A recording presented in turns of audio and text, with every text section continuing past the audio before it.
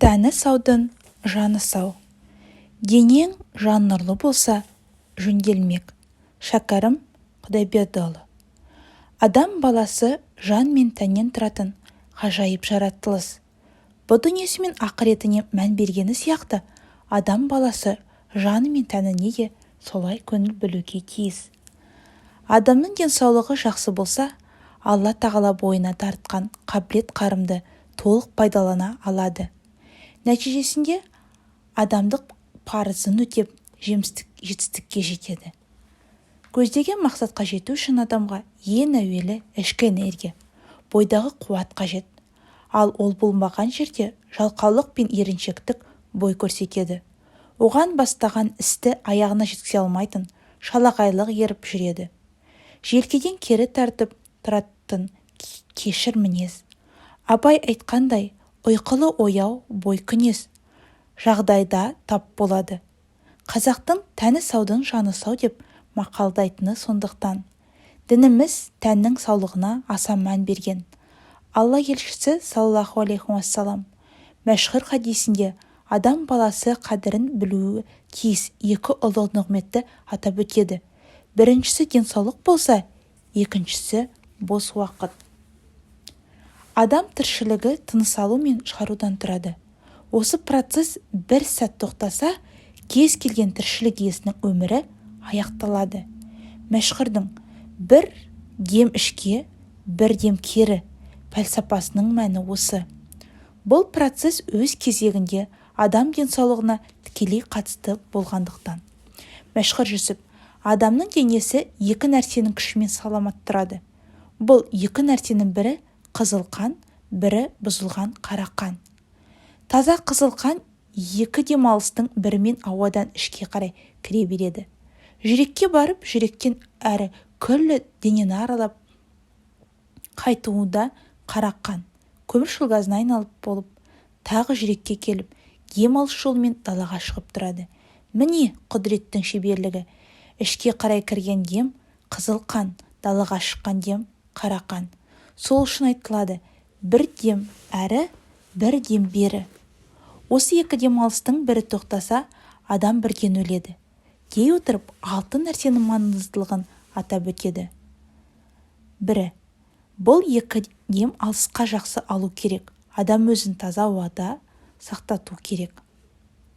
Бұл екі дем алысқа күш беруге жақсы тамақ керек. Қазақ мақалында ауру астан, дау қарындастан деп айтылады. Екі дем алысқа күш беруге әрекет өссін. Үскін, қазақша айтқан қимыл қозғалыс керек. Ұйқы мен ояулықты қалыбынан асырмай, кемітпей, орта әдеппен үйрету керек. Шаттылық керек. Адам өз көңілін өзі төмендетпеу керек. Қазақта ит өз құйрығын өзі алып жүрмесе, оны кім алып жүреді деген мақал бар. Оның мәнісі адам өз көңілін өзі көтеріп жүру керек деген сөз. Ашу, қорқу, өкініш сияқты сезімдерден аулақ болу керек. Бұл айтылғандардың бірде-бірі адамда жоқ болса, ол ауруға шалдығады. Не қалпынан асып кетсе, онда да жаман болады. Аса қорыққаннан, аса қуанғаннан, не зор ашу қысқаннан өліп кеткендер де болған. Мәшһүр Жүсіптің денсаулықты күтуге қатысты атап өткен жоғарыдағы шарттарды ғылыми астары барын аңғару қиын емес. Аталған шарттарды ғылыми еңбектерден де кездестіруге болады. Бұл жайлы доктор Рахман Муджирбурдың 2018 жылы жарық көрген «Как восстановить утраченное здоровье» атты еңбегінде айтылады. Ол әрбір шартты жеке-жеке кейіннен талдап, ғылыми тұрғыда түсіндіруге тырысқан. Кітаптағы сауатты тамақтануға қатысты мәліметтер осы еңбекке негізделіп жазылды. Денсаулықты күтуге қатысты Мәшһүр Жүсіптің жоғарыда айтқан таза ауа мен дем алу, сауатты тамақтану, қозғалыс, дұрыс ұйқы, көңілді көтеріңкі ұстау, уайым қайғыға салынбау шарттарына жеке-жеке тоқталып кеткеніне талдап көрелік. Денсаулық үшін таза ауа, салауатты тамақтану, қозғалыс, дұрыс ұйқы, көңіл күй, стресске түспеу керек. Біріншісі таза ауа ем. Қазір екінің бірі аллергиямен дейді. 10 адамның бірінің тыныс жолында ақауы бар. Іште жатқан сәбилерге жүрек қан тамырларының ауруы диагнозы қойылып жатыр. Осының бәріне бірден бір себепші лас ауа. Адам әр минут сайын 7-8 литр оттегін ішке жұтып, сыртқа шығарады. Ал жаттығу жасап, физикалық күш жұмсағанда оттегіні бұдан да көбірек қажет етеміз. Бірақ бойымызға қаншалықты таза ауаны сіңіріп жүргенімізді білмейміз. Өркениетті заманның басты проблемасы ауа тазалығы, үйіміздің, көшеміздің, еліміздің мәселесі. Жер бетіндегі адамның бәрі ауаның ластануынан зардап шегіп жатыр. Түрлі созылмалы аурулар, қатерлі ісік, лас ауаның кесірінен пайда болады. Үлкен қалалардағы зауыттар мен қаптаған көліктің түтіні сияқты ауқымды мәселелерді шеше алмасақ та, үй ішінің ауасын таза ұстауды үйренуіміз керек. Таза ауаның пайдасы. Жүрек ауруларын тудырмайды. Мүмкін ауаның жүрекке қатысы қанша дейтін шығарсыз. Ластанған ауа мен тыныстаған жасушалар жүрекке 100% таза оттегін жеткізе алмайды. Осыдан түрлі аурулар туындайды. Таза ауа қарттықтың емі. Қарттық лас ауа салдарынан емес, жастың ұлғаюымен келген дұрыс. Ластанған ауа ағзаны тез қартайтады, бетке әжім түсіріп, бұлшық етімізді босаңсытады. Сондықтан таза ауамен демалуға тырысыңыз, жас қалпыңызды сақтасаңыз. Таза ауа денедегі қан мөлшерін қалпында ұстауға көмектеседі. Су самыры бар адамдар үй ішіндегі ауаны таза ұстаған жөн. Өйткені түрлі газ, химикатпен ластанған ауа қантты көтеруі мүмкін. Таза ауа когнитивті денсаулықты жақсартады. Ауасы лас қалада өмір сүретіндер депрессия, стресске жиі шалдығады. Таза ауамен тыныстау көңілімізді жайландырып, ми жұмысын жақсартады. Әсіресе сәбилердің дамуында рөлі зор. Ауасы таза жерде жаттығу жасау, спортпен айналысу өнімді болады. Жоғарыда айтқанымыздай, физикалық күш жұмсаған кезде оттегіні көбірек қажет етеміз. Ағзаны жаттығу кезінде таза оттегімен қамтамасыз ету жақсы нәтижеге жеткізеді. Бұл ой еңбегіне де қатысты. Үй ішінде ауа қалай ластанады деп ойлайтын шығарсыз. Расымен де үйдің ауасы сырттағы ауаға қарағанда 4-5 есе лас. Өйткені үй ішінде шаң жинайтын заттар көп. Мысалы, кереуеттің көрпесін күнде қақпаймыз, перделерді күнде жумаймыз. Ал оларда шаң міндетті түрде болады. Одан кейін тазалық үшін қолданатын химиялық қосындылар, қабырғаның бояуы да ауаны бүлдіреді. Олар түрлі химикалық элементтер бөледі. Тіпті үйдегі пластик заттардан формальдегид пен трихлорэтилен бөлінеді. Сондай-ақ бактерия мен вирустар ылғал ауада пайда болады. Таза ауаға қалай қол жеткіземіз? Табиғатпен дос болыңыз. Табиғат аясында жиі серуендеуді әдетке айналдырыңыз. Тым болмаса, қалаңыздағы ағашы көп саябаққа барыңыз.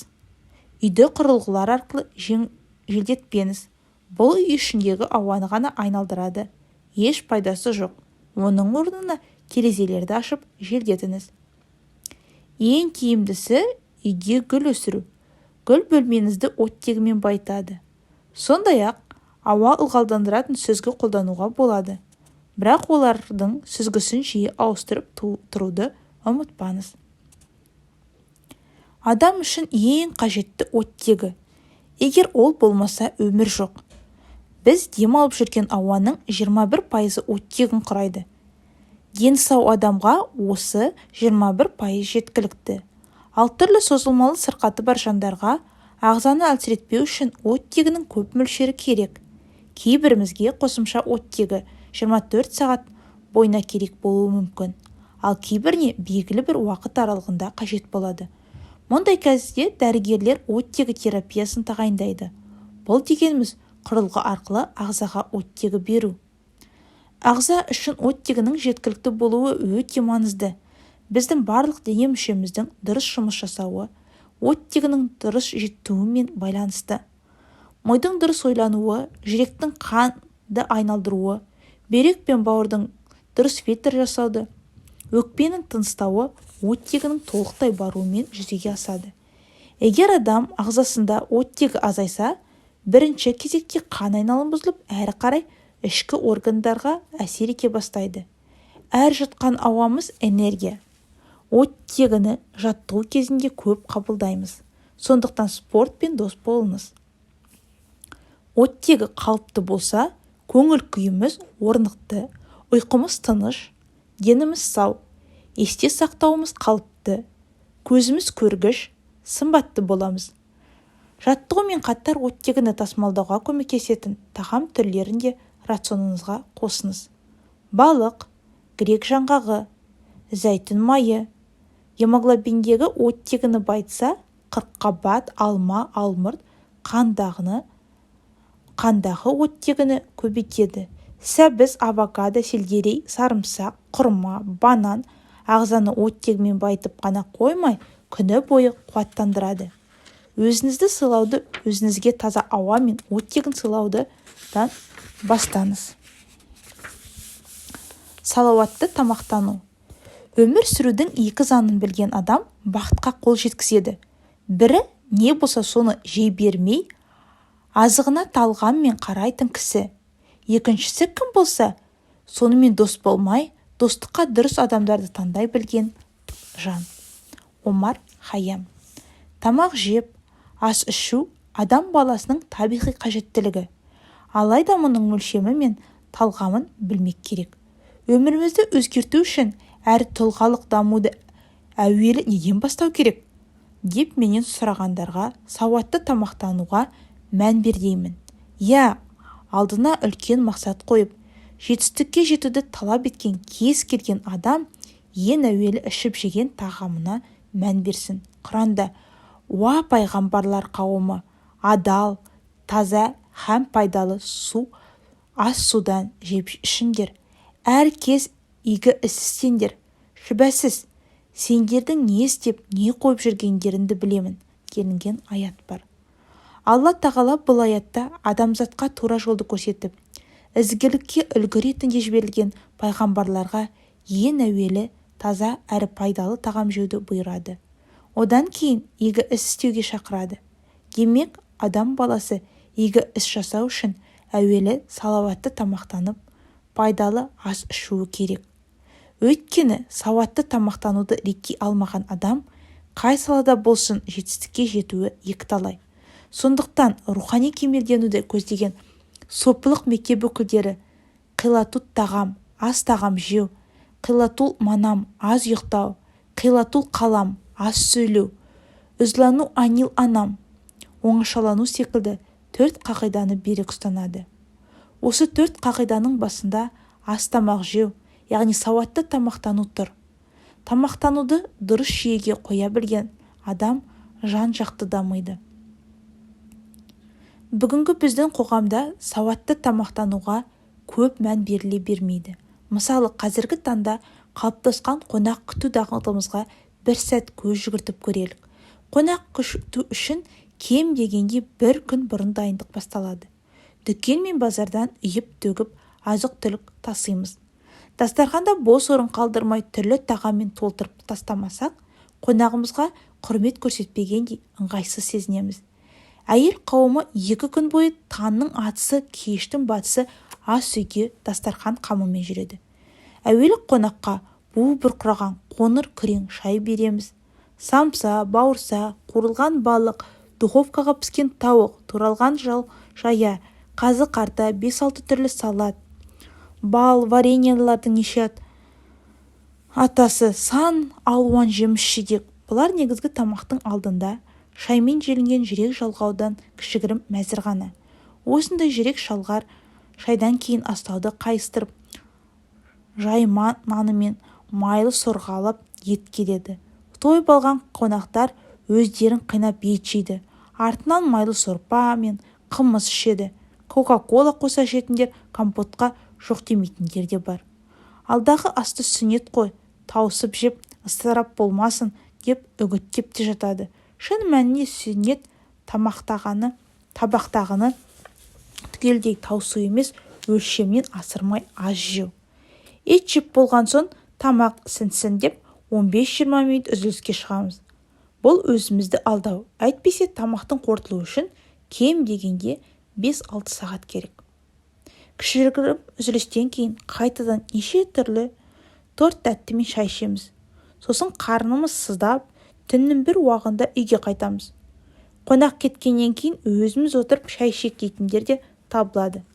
Ас толы асқазанмен ырсылдап, зорға тыныс алған күйі ұйқыға жатамыз. Ұйықтады деген тағы аты ғана. Ас қорыту үшін ағзамыз түні бойы қимылдап жұмыс істейді.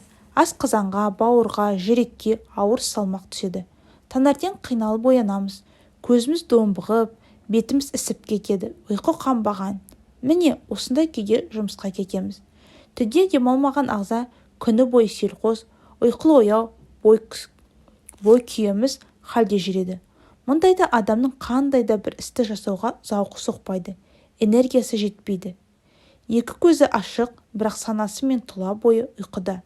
Ойлаңыз, осындай күйдегі адамның жетістікке жетуі мүмкін бе? Айтпақшы, қонақтан артылған салат пен тамақтарды обал болмасын деп қайта-қайта жылытып неше күн жейтіндер бар. Жылытылған сайын тамақтың сапасы кетеді, зияны көбейеді. Оны білсек те мән бермейміз. Үлкен ғалым, медицинаның атасы Ибн Сина ас ішудің әдебі жайлы. Ас ішкенде шақтап қана аз жегін, өйткені астың бойға даруы оның қорытылуында. Адамның ағзасынан ең ауыры қорытылмаған ас үстіне ас ішу десе қасиетті Құранда ішіңдер, жеңдер, бірақ ысырап етпеңдер. Алла ысырапшыларды жақсы көрмейді делінген. Өкінішке орай көпшілік жоғарыдағы аятты қате түсініп жүр. Ысырап дастарханда желінбей қалған тамақ қана емес, шамадан артық желінген ас екендігіне мән бермейді. Алла елшісі адам ұрпағының ең жаман ыдысы тоя тамақ ішкен қарын. Адам баласына денесін көтеріп жүруге қажет азын-аулақ, бірнеше алсам тамақ жеткілікті. Ал міндетті түрде жейтін болса, онда асқазанның 1/3 тамаққа, келесі 1/3 суға, ал қалған 1/3 ауаға арнасын деген. Атақты сопылардың бірі Ибрахим ибн Адхам кім асқазанына кіретін тағамды қадағалай алса, өз діндарлығын да қолға алғаны. Асқазанына артық тағам кіргізбеген адам көркем мінезге иелік етеді. Қарны тоймай жүрген кісі Аллаға асылық қылудан аулақ болады. Қарны тоқ кісі асылыққа жақын жүреді деп ас ішудің өлшемін үйреткен. Алла елшісі саллаллаху алейхи уассалам басқа бір хадисінде үмбетім үшін ең қатты уайымдайтын нәрсе қарын шығару, артық тамақ жеу, көп ұйқы және түйсік танымның тайыздығы деген. Бұл хадисте айтылған кеселдің бәрі артық тамақ жеуден туындайды. Себебі тәнге қажеттен артық су адамды жалқаулыққа, маубастыққа мәжбүр етеді. Тіпті күніне бірнеше мәрте артық ас ішіп, оны қайта-қайта сыртқа шығару шамадан тыс уақытынды алады да уақыт ысырабына жол ашылады. Мидың сергек жұмыс жасауына қажет қан мөлшері ас қорытуға жұмылдырылғандықтан ми жұмысы әлсірейді. Сондықтан тойып ас ішкен адам маужырай бастайды. Үнемі ұйқысы қанбай жүреді. Артық ас ішіп көп ұйықтаған адамның тәні семіреді. Ал тән семірсе рух азады. Ой түйсік асқазан төңірегінен әрі аспағандықтан парасат пайымы төмен болады.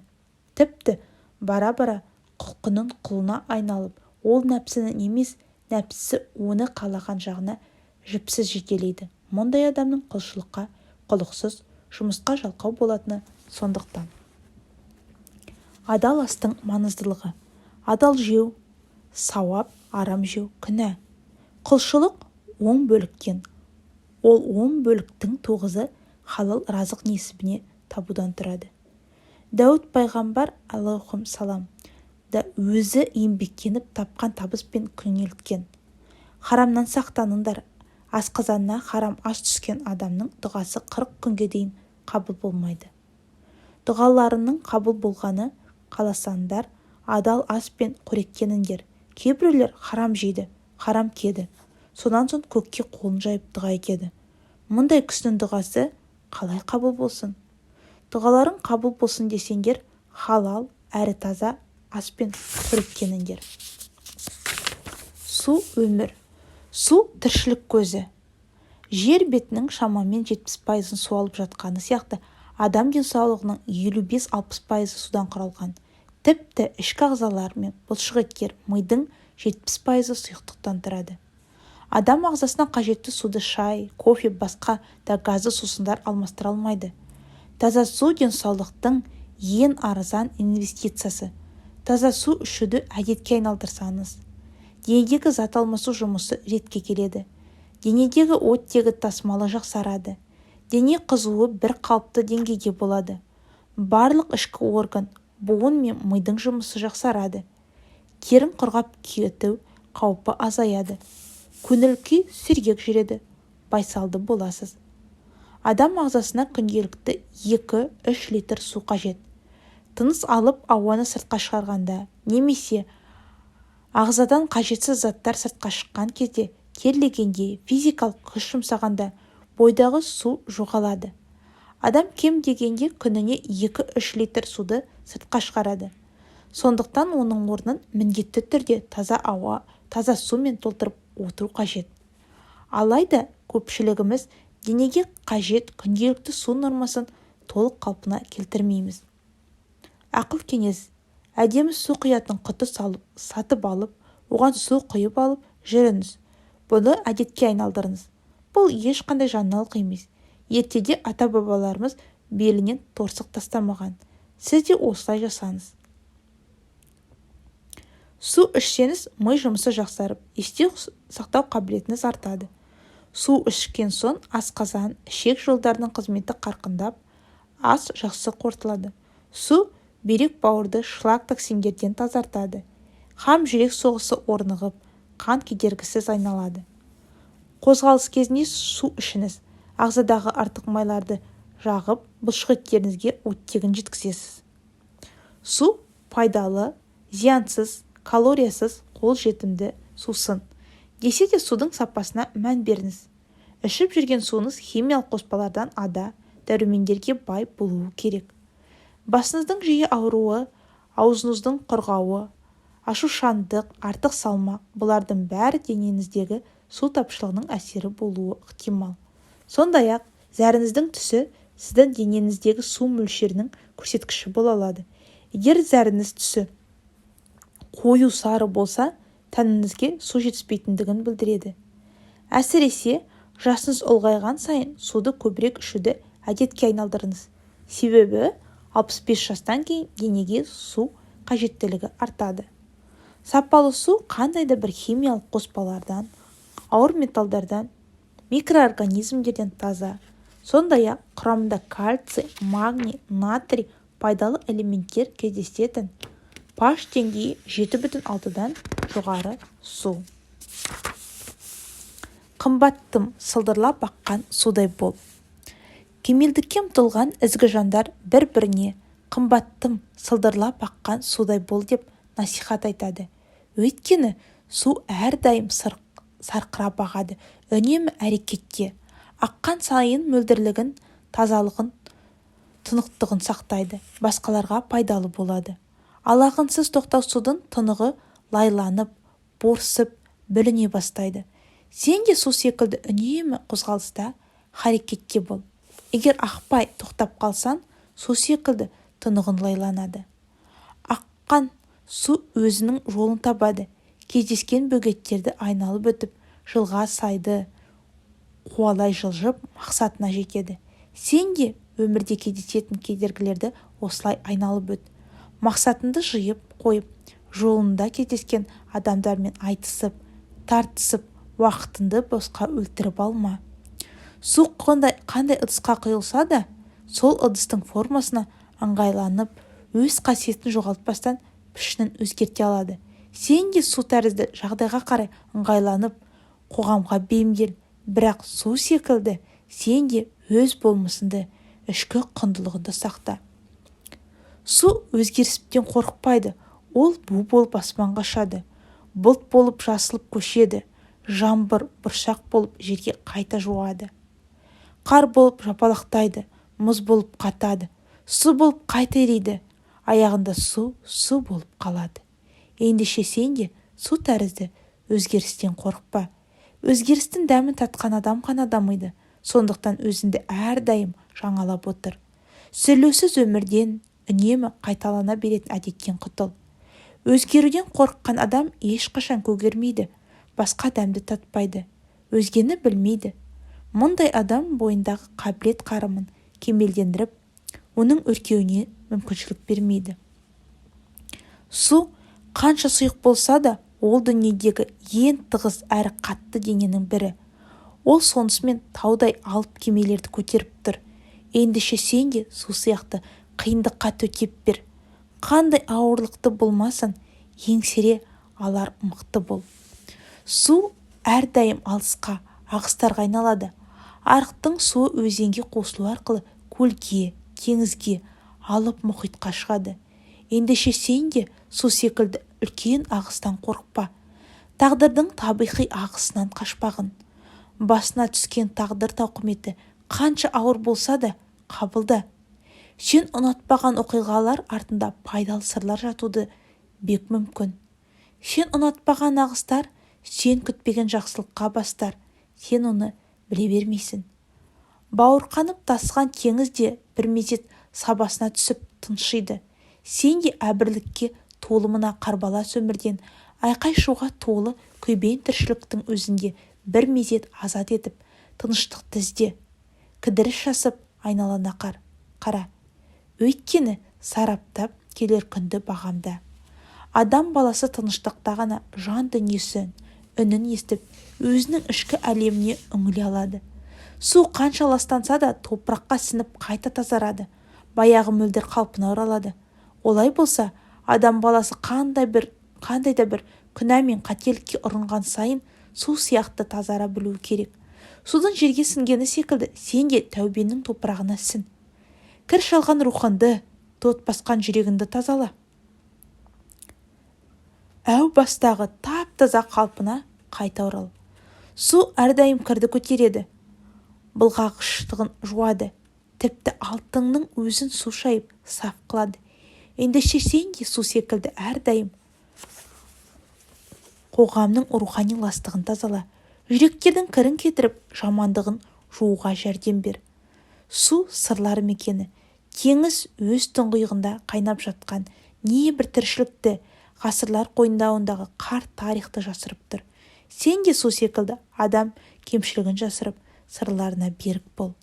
Судың сылдары, жаңбырдың тырсылы қандай ғажап. Адам жанына шипа, көңіліне керемет шабыт береді. Сенің де сөзін сылдырлап аққан су секілді. Тыңдаған адамға әрдайым жайлы да жағымды болсын, көңіл сыйласын. Дертіне дауа болсын, шабыттандырып жігер берсін. Қыста судың мұзы қалындаса да, астындағы ағысы тоқтамайды. Сырттан қараған адам тереңдігі ағысты байқамайды. Олай болса, шарттар мен жағдаяттар аяз секілді қанша жерден қатал болса да, сен өз ағысынды тоқтатпа, алға қарай жылжи бер. Ағысынды жария етемін деп әуре болма. Су тама берсе тас кеседі. Сен де үздіксіз жасалған аз әрекетіңмен үлкен жетістікке жетесің. Тамшы тәрізді тырсылдап тама бер, тоқтама. Су ешбір қайтарым күтпестен басқаларға жәрдем береді. Кепкен ағашқа, қураған гүлге, шөлдеген жан-жануарға, ерні кепсіреген адамға шаттық сыйлайды. Су бар жерде тіршілік бар. Ендеше сен де су секілді айналаны өмір сыйла. Көңіл сыйла, мұқтаждың жәрдеміне жүгір. Қол ұшын бер, пайдалы бол. Оқырманым, мен де саған әрдайым сылдырлап аққан су секілді бол демекпін. Табиғи тағамдарды көбірек тұтыныңыз. Тәбет тартатын тағам түрі көп, бірақ мына заманда фастфуд, құрылған тағамдар, термиялық өңделген, тазартылған азық-түліктер, тазартылған май, маргарин секілді табиғи емес тағамдар өте көп. Егер өлі тағамдардан бас тарта алмасақ, ағзамыз ферменттерге мұқтаж болып қоқысқа толады. Біле жүрсеңіз, ауыр тағамдарды тұтынудың зардабы 30-40 жылдан кейін байқала бастайды. Адам үнемі шаршап жүреді, әл-ауқаты азаяды, кез келген жұқпалы ауруға бейім болады. Сондықтан ең алдымен ферментті азық-түліктерді таңдаңыз. Олар көкөністер мен жеміс-жидектер, теңіз өнімдері, шемішке дәні мен жаңғақ түрлері. Бұл өнім түрлерін тамақтану рационына енгізіңіз. Күнделікті тұтынсаңыз, энергияңыз қалыпты жағдайда болады. Май, нәруыз және көмірсу. Кез келген тамақтың құрамында май, нәруіз және көмірсу табылады. Бірақ көмірсудың жақсы және жаман түрлері барын көпшілігі біле бермейді. Әлбетте, бұл нюанстарды спортшылар мен дұрыс тамақтану назар аударғандар ғана біледі. Осы секілді майлар мен нәруыздардың пайдасыз пайдалы топтары бар. Бұлардың пайдасын таңдауға қателесіп жатамыз. Май мен нәруыздар адамға өмір бойы керек. Олар біздің ағзамызды қаланып тұрған кірпіш секілді. Ескерте кетерім, пайдалы тек табиғи өнімдерден табамыз, ал көмірсулар ағзамызға кірпіш бола алмаса да энергия түсуге көмектеседі. Ендеше көмірсулардан бастайық. Көмірсулардың көп бөлігі өсімдік тағамдарында. Қазіргі дамыған заманда зиянсыз тамақ табу қиындап барады. Өкініштісі, адамдар бау-бақшаларын химиялық заттар, нитраттардан тұратын заттармен нәрлендіреді. Нәтижесі айтпаса да белгілі. Шайқалып өскен бау-бақша, көз тартатын жеміс-жидектер мен өсімдіктер. Бірақ сапасы мен пайдасы күмәнді. Пайдалы жақсы көмірсулар мына өнімдерге мол кездеседі. Көкөністер мен жеміс, жаңғақ пен дәндер, қара күріште, қара қымық пен сұлыда, арпа мен тәтті картоп, баттатта. Егер азық-түлік шикі күйінде жеуге жарамды болса, құнарынан айырмай сол күйінде тұтынған абзал. Жаман көмірсулы мол өнімдер, фастфуд, жартылай дайын өнімдер, ұннан жасалған кондитерлік өнімдер, газдалған тәтті сусындар, рафинатталған қант. Бұл тізімдегі заттар адам ағзасына зиянын тигізбей қоймайды. Бұған адам қолмен жасалған термохимиялық өңдеуден өткен азықтарды қосыңыз. Майдың мәселесі. Майлардың да өзіндік классификациясы бар. Түсінікті болу үшін оларды жаман және жақсы деп екі топқа бөліп алайық. Соңғы кездері майсыздандырылған, майлылығы төмен, сүт, айран, йогурт, сүзбе секілді сүт өнімдері жайлы көп қайтылады. Бірақ мұндай өнім қаншалықты табиғи? Бұл техникалық өңдеуден өтіп, майы алынған өнім. Демек, бұл жерде ешқандай табиғилық жоқ. Мұндай өнімдерді пайдаланудың пайдасы шамалы. Майдың шыққан тегіне мән беріңіз. Жануарлардан алынған майға кейде күмәнданамыз. Өйткені үй жануарларының бәрі далада жайылып, шөппен қоректеніп жүрген жоқ. Синтетикалық қорек, антибиотик пен жемделмегеніне сенімді болсаңыз, онда әңгіме басқа. Өкініштісі, сол қазіргі уақытта үй жануарлары мен құстарды асырау тәсілі өзгерген. Оларға гормоналды препараттар мен антибиотиктер беріп, салмағын арттырады. Жаман майлар мол өнімдер. Генді модификацияланған азық пен жәрдемделген жануар майы, гормонмен қоректендірілген жануар майы, бутербродтың майы, маргарин мен трансмайлар, кондитерлік өнімдер, тазартылған май. Десек те майдың түбегейлі бас тарту адам денсаулығына зиян. Таза май ағзаға энергия береді, гормондар мен дәрумендер толтырады. Хам ми жүйесінің қорғаушысы іспеттес қызмет атқарады. Бұл жүрек қан тамырларына да пайдалы. Ағзамыз сапалы майлармен толығып тұрса, гормондардың тепе-теңдігі сақталады. Әсіресе әйелдер үшін мұның рөлі зор. Гормондар қызметінің бұзылуы әйел денсаулығына айтарлықтай зиян келтіріп, ұрықсыздыққа әкеледі. Жеткілікті мөлшерде таза майларды қабылдау кейін емделуі қымбатқа түсетін сырқаттардан алдын алады. Жаман майлар жануарлардан жасанды қоректендіру, химиялық өңдеу арқылы адамның қолымен жасалады. Жақсы майларға бай өнімдер: шемішке, жаңғақ, жануар майы, табиғи таза сары май, табиғи қаймақ, кілегей, авокадо, табиғи кокос майы, зәйтүн майы, органикалық жұмыртқа, теңіз балықтары, омега-3 дәруменімен. өнім табиғи болған сайын жақсы майларға бай болады. Ал егер өнім жасанды түрлі өңдеумен өткен жануарлар мен өсімдік терді химиялық жолмен жетілдіру арқылы алынған болса, онда жаман майларға жолыққаныңыз. Мұндай жасанды өзгерістерге ұшыраған майлар пайда бермейді, зиянды, бауыр бүйрекке ауыртпалық түсіреді. Нейроэргиялық тепе-теңдік бұзылып, ішек жолдары ластанады. Нәтижесінде бөксе мен қарынға май жиналып, семіру басталады. Нәруыз жайлы. Нәруіз ағзаға күнделікті керек зат. Әсіресе жасушамыздың жаңаруына керекті материалдар осында. Сондықтан тамақтану рационында нәруіздің мөлшеріне көңіл бөліңіз. Нәруіздер өсімдік пен жануарлардан алынады. Бұл вегетариандықтар мен вегандар үшін қиын мәселе.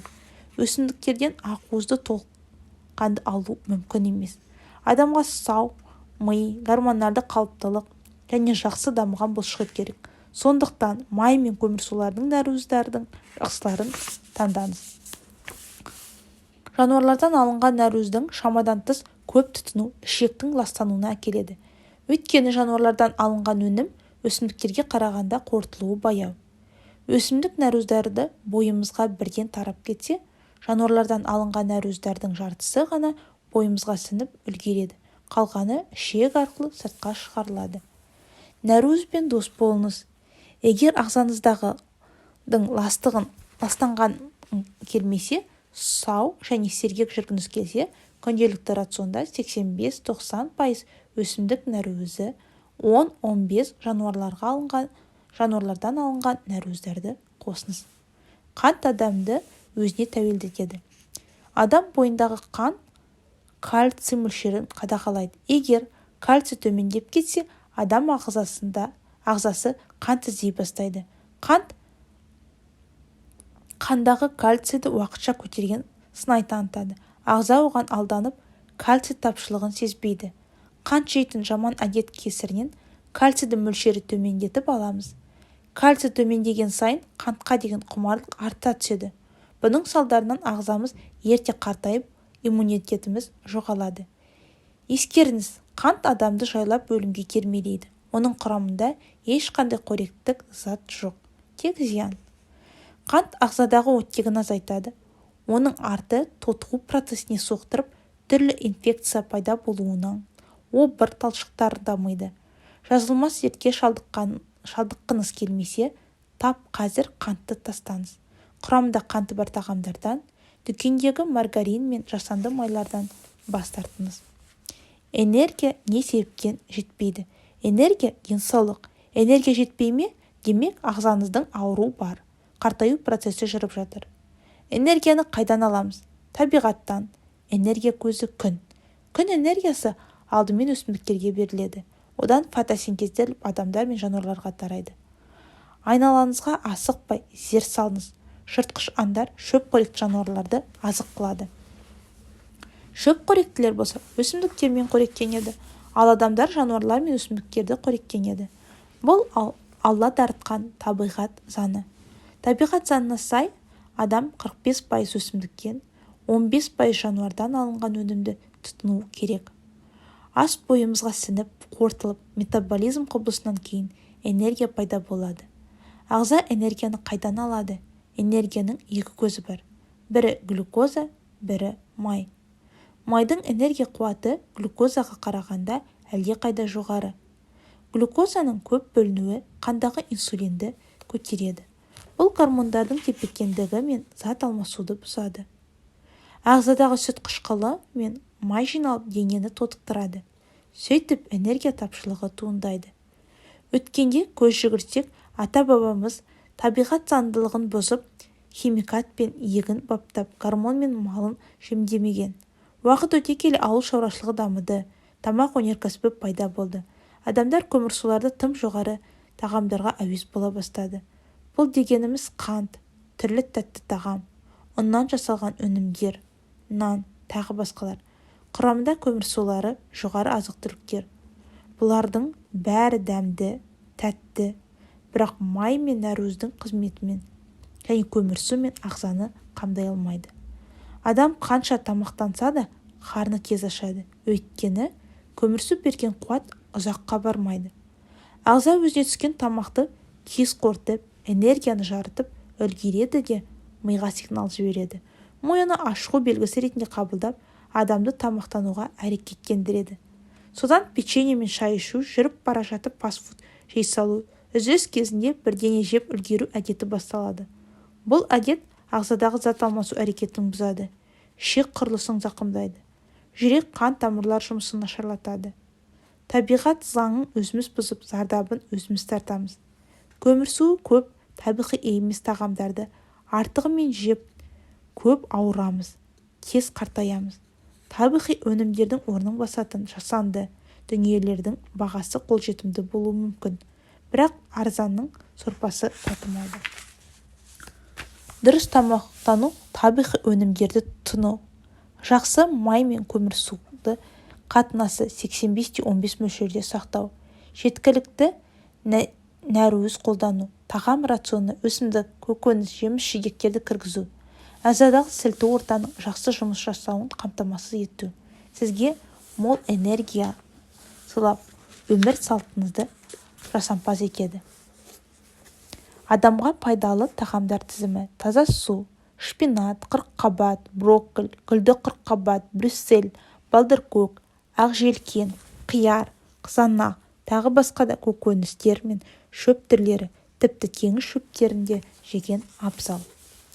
Қант құрамы төмен жемістер: алма, анар, гуава, киви, барлық жидек түр, ананас, папайя, інжір, қараөрік, қарбыз, қауын, банан және тағы басқа. Десе де жеміс шырының құрамында қант көп, сондықтан абай болғаныңыз жөн. Пайдалы көмірсуларға қара күріш, қара қымық, тәтті картоп, арпа, сұлы жатады. Пайдалы майлар: емдік кокос майы, зәйтүн майы, зығыр майы, күнжіт майы, авокадо, табиғи сары май, қыша майы. Пайдалы ақуыз: жұмыртқада, майлы теңіз балықтарында, сиыр, қой, тауық, күркетауық еттерінде болады. Саумал мен қымыз, жылқы мен қой еті. Пайдалы дәндер мен жаңғақтар: асқабақ тұқымы, күнбағыс тұқымы, Бразилия жаңғағы, жаңғақ, қарағай жаңғағы, бадам, пекан, фундук, макадамия. Пайдалы бұршақ дақылдары: жасымық, бұршақ, ноқат, адзуки бұршағы, соя, теңіз бұршағы. Тұз: Гималай қызғылт тұзы. Тәттілер: табиғи бал, стевия. Дәмдеуіштер мен шөптер: чили, куркума, қара бұрыш, даршын, кориандр, зире, зімбір, сарымсақ, пияз. Ашытылған тағамдар: мысалы кең қолданыстағы квашеная, қырыққабат, табиғи ашытылған өнім. Соя соусы да осыған ұқсас. Алма, сірке суы ашытылады. Дүкен сөрелерінде хош иісті жалған өнімдер жиі сатылады. Мысалы өте дәмді кокостың, йогуртта ашытылған сүт өніміне жатады, бірақ құрамында сүт базасы жоқ. Шай және кофе: органикалық кофе, шөптер мен жасыл май. Табиғат сыйлаған тұрғылықты жерде өсірілген кез келген өнімдер ішінде өзіңізге ұнайтынын тұтынған дұрыс. Жоғарыда енгізілген өнімдер ешқандай химиялық қоспасыз, органикалық және табиғи болуы керек. Жасанды өнімдерден барынша аулақ болыңыз. Сауатты тамақтану ережелері: не жесеңіз де оны қорыту һәм сіңіру туралы ойлауыңыз керек. Көптеген денсаулық проблемалары, әсіресе ішек жолдары аурулары, асқазанның бұзылуынан туындатады. Сондықтан одан аулақ болған жөн. Табиғи тамақтану ережелеріне тоқталсақ: тамақтанудың 1 сағат бұрын немесе 1 сағат кейін 1 стақан таза су, жылы су ішіңіз. Суды тамақпен бірге ішуге болмайды, өйткені су ас қорыту барысында химиялық заттарды сұйылтады. Күні бойы су ішу нормасын сақтап, барынша әдетке айналдырған жөн. Ең әуелі су, 15-20 минуттан кейін жеміс, 40 минуттан кейін тамақ. Тамақты кем дегенде 30-40 рет шайнаңыз, содан кейін жұтыңыз. Су ішу мен тамақтану арасында жемістен басқа ештеңе жемеңіз. Балғын жемістер ферменттерге өте бай болып келеді. Олар тағамды энергияға және жаңа жасушаларға айналдыру процесіне пайдаланады. Құрамында қанты аз жемістерді тамақтанудан 1 сағат бұрын жегеніңіз абзал. Ыстық емес тағамдарды көбірек жеу. Кез келген тағамды 47 градустан жоғары қыздыру, ысыту қажетті ферменттерді жояды. Алдымен ақуыз бен көкөніс жеңіз. Оған қанағаттанбасаңыз, қара күріш, қара құмық жармасын, хиноа, тәтті картоп, арпа сияқты пайдалы заттармен тамақтануды жалғастырыңыз. Органикалық сапалы алма, сірке суы немесе лимон, зәйтүн майы, қара бұршаққа, Гималай қызғылт тұзын қосып, салат жасап, оған бал қосып жеңіз. Мүмкіндігінше тағамдарды төмен температурада пісіру керек. Мысалы, асықпай дайындалған бұршақ, тұқымдастар, көмірсулар, кейбір көкөністер, қызанақ, сәбіз, брокколи жақсы қорытылады. Мұндайда ең жақсы құрал индукциялық пеш. Қатты ыстық тағамдағы ферменттерді бұзады және тірі тағамды тотыққан тағамға айналдырады. Көкөністермен қатар пайдалы майлар тұтыныңыз. Пайдалы май тұқымдарға, шикі жаңғақтар, авокадо болады. Балықты майға қуырмаңыз. Буға пісіргенде лимон шырыны, түрлі шөп қосып қолданыңыз. Сиыр, қой, құс етін, қызанақ, сәбіз, брокколи немесе өзіңіз таңдаған басқа көкөністермен бірге қайнатыңыз. Немесе буға пісіріңіз. Өзінің майынан басқа май қоспаған пайдалы. Тамақ пісіру үшін болаттан жасалған ыдысты қолданыңыз. Алюминий ыдысты пайдаланбаған жөн. Тағам сақтауға арналған пластик ыдыстарды пайдаланбаңыз. Оның орнына шыны, керамика немесе тот баспайтын металл ыдыс қолданыңыз. Шамадан тыс кофе ішуден аулақ болыңыз, өйткені олар қышқыл тағамға жатады. Таңертең мидың жұмысын жақсарту үшін бір шыны аяқ кофені кокос майымен ішуге болады. Кофе мен шайға қант немесе сүт қоспаңыз. Жасыл немесе шөп шай ішіңіз, себебі олар сілтілі. Қышқылданған тағамнан аулақ болыңыз. Мысалы, кесілген көкөніс оттегімен тотығады. Бұл әсіресе жаңа алманы кескенде байқалады. Егер жемісті тез арада жемесеңіз, кесектерді қарайып кетеді де пайдалы қасиеттерін жоғалтып және оттегімен әрекеттеудің нәтижесінде зиянды қышқыл химиялық қоспа түзіледі. Май қышқылдануы өте сезімтал болып келеді. Жылу, жарық және ауа тағамдарды тотықтырады, ал тотыққан тағамдар пайдалы емес. Ішімдік пен никотиннан аулақ болыңыз. Адам ағзасына зияннан басқа тигізер пайдасы жоқ харам заттарды айтпаса да білесіздер, оны қайталаудың өзі артық. Кем дегенде 1 ай осылай өмір сүріп көріңіз. Ағзаңыздың қалай өзгергенін байқайсыз. Бұл денсаулықты қалпына келтірудің және сақтаудың жалғыз жолы. Ас ішкенде дастарханда тұрған тағамдар арасынан пайдалысын таңдап талғай біліңіз. Ол үшін дастарханға отырғанда автоматты түрде мына тағам маған пайдалы ма, зияны жоқ па деген сұрақты өзіңізге қойыңыз. Мысалы, газдалған судың орнына табиғи суды таңдасаңыз, бұл сіз үшін жеңіс. Жейтін барлық нәрсеңіз бір-бірімен үйлесімді, ағзаңызға пайдалы болуы тиіс. Мысалы, буға піскен котлетті таңдап, оған майға қуырылған картошканы қосып жесеңіз, бұл сіз үшін қате қадам. Ішегіміз екінші миымыз. Ішегіміз ағзадағы ең маңызды орган. Ағзамызға түсетін тағамдардың қорытылу сапасы, адамның энергия мөлшері, тоқ ішектің жай күйіне тікелей байланысты. Зерттеулер мидың жұмысы тікелей ішекке байланысты дейді. Ішектеріміздің серотонин және басқа да нейротрансмиттер түзіледі. Ішектің екінші ми деп аталатыны сондықтан. Ішегіміз дұрыс жұмыс істемеген жағдайда бойымызда серотонин гормоны қажетті деңгейде түзілмейді. Бұл жағдайда адам бойдағы қуатын жоғалтып, депрессияға ұшырайды. Адамның салмағы, тері жағдайы, нейроэндокриндік иммунитеттің жүйесі ішектің жай күйіне тікелей байланысты. Өйткені иммундық клеткаларымыздың шамамен 60-70% ішегімізде. Сондықтан ішек шлактармен кірленген кезде иммундық жүйе өз қызметін дұрыс атқара алмайды. Нәтижесінде адам жиі суықтап, рак, аллергия, қан қысымы, қант секілді түрлі ауруға шалдығады. Вирустарға төтеп бере алмайтын әлсіз жағдайға тап болады.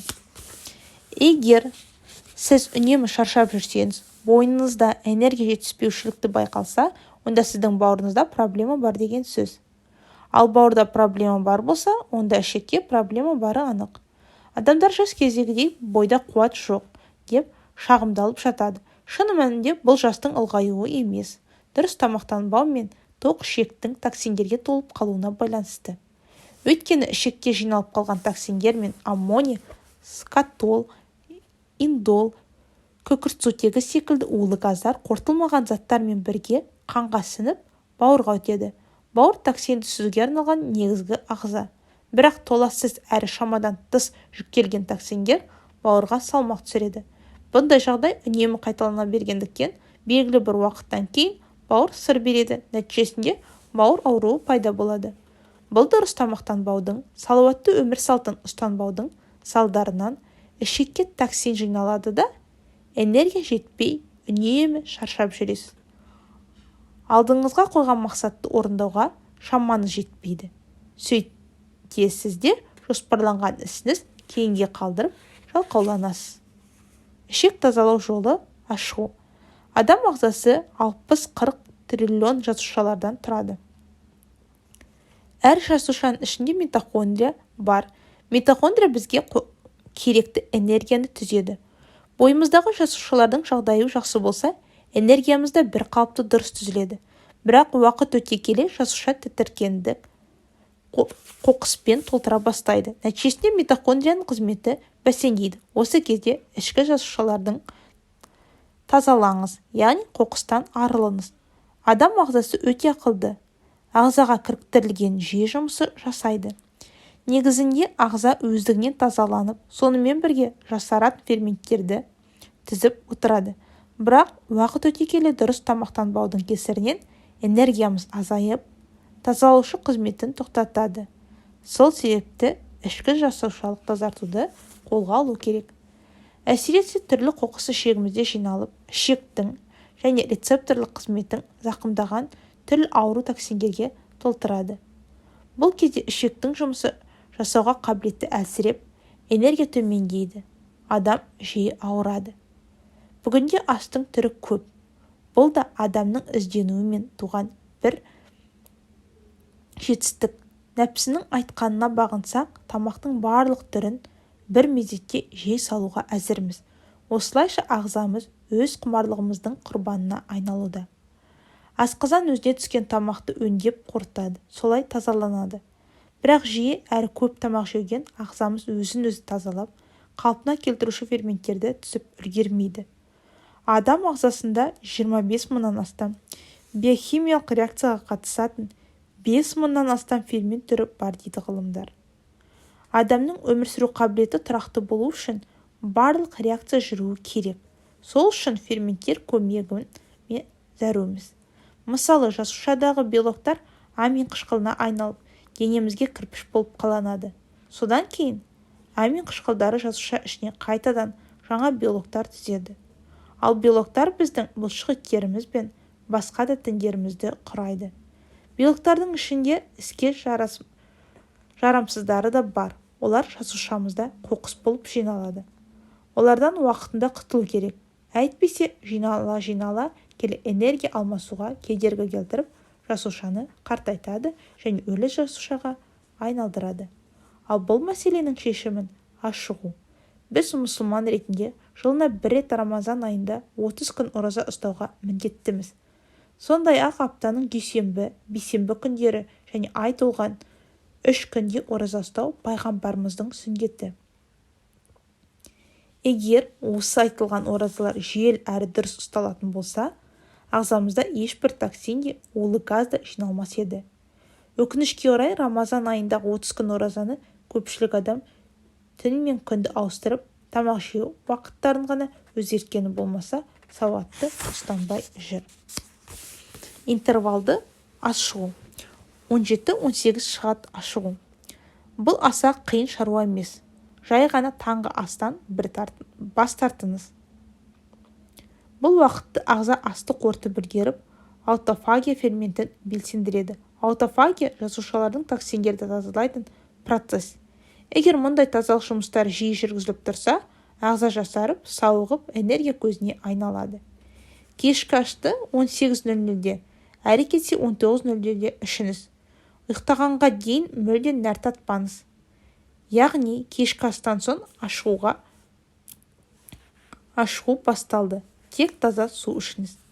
Таңертең оянған соң 1 стакан сілтілі су ішіңіз. Сосын 10 минуттан кейін 1 стакан таза су ішіңіз. Сағат 11:00-ден тағы да су ішіңіз.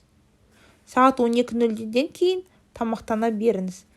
Қысқа мерзімді ашығу осымен аяқталды.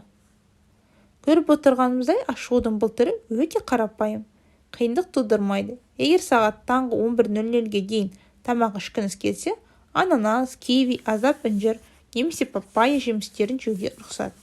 Өйткені бұлардың құрамында ағзаны тазарту процесіне сай, ал егер бұл жемістер болмаса, алма, алмұрт немесе қолда барға қанағат. Мұндай ашығу ағзаға жеңіл. Алғашында аптасына 2-3 рет осылай ашығып, кейін тұрақтырсаңыз болады. Осылай әдетке айналып кеткенін байқамайды қаласыз. Ұшқан құсты торға түсіретін, жүгірген аңды орға түсіретін тамақ екен. Жұтқан тамағына ие болған адам торға да түспейді, орға да түспейді. Осы күнгі адаммын деп жүрген адамдардың жауы егінің астында болып кетті. Ол жауы не? Десеңіз, жұтқан тамақ. Жалғанда, мазаққа, ақыретке азапқа түсіретін тамақ. Тамақтан тартылған бәрінен де халыс болады. Мәшһүр Жүсіп.